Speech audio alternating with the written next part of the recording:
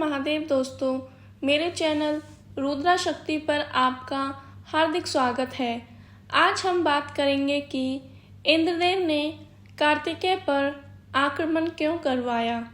तो दोस्तों, कार्तिकेय तारकासुर का वध कर देते हैं। सभी देवता उनकी प्रशंसा करने लगते हैं और फिर से स्वर्ग पर देवताओं का आधिपत्य हो जाता है।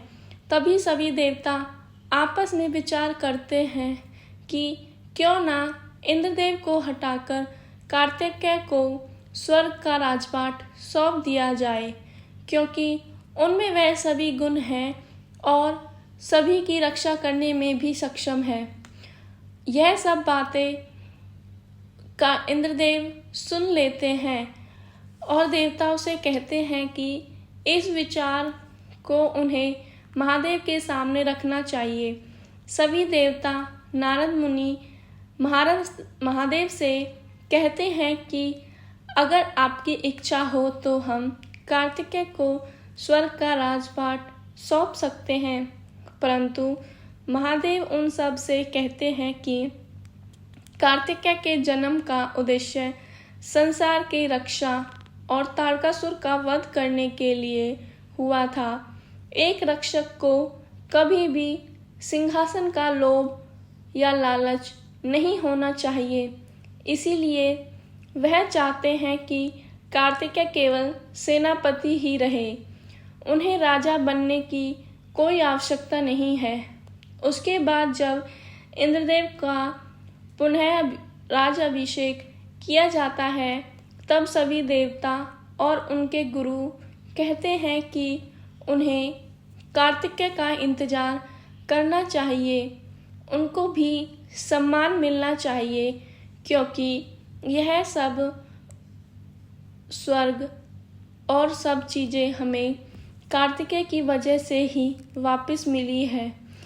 परंतु इंद्रदेव ऐसा करने से मना कर देते हैं और जब कार्तिकेय और नंदी स्वर्गलोक आते हैं, तब इंद्रदेव कार्तिकेय का अपमान करते हुए कहते हैं कि वह तारकासुर को केवल इसीलिए हरा पाए हैं क्योंकि महादेव ने उनका साथ दिया है।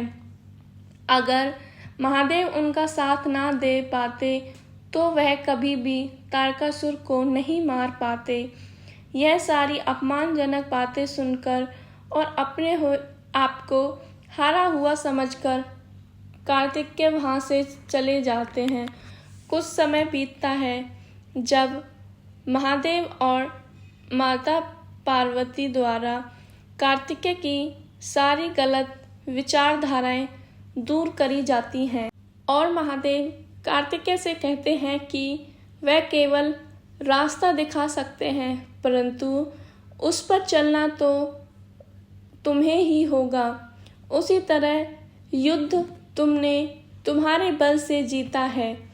आने वाले समय में तुम्हारे जीवन में बहुत कठिनाई आएंगी, परंतु मैं तुम्हें समझाने नहीं आ सकता।